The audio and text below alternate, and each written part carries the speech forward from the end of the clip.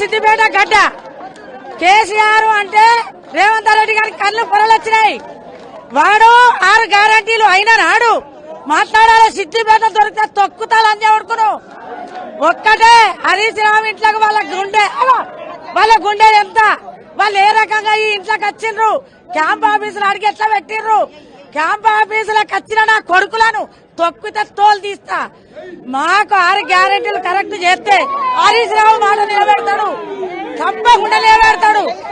Bus ఎవరన్నా పొడిగాయిండా? Bus ఎందుకు పెట్టిండు? గాడిది బస్సు అవసరం లేదు. రుణమాఫీ చెయ్యని, 2500 ఇయ్యని. 2 లక్షల రుణమాఫీ చేసామని చెప్తుండే కదా, మరి వేయలే, ఎవరికి వేయలే పైసలు. 1 లక్ష కాడికి వేసిండట, పైసలు రుణమాఫీ కాలే.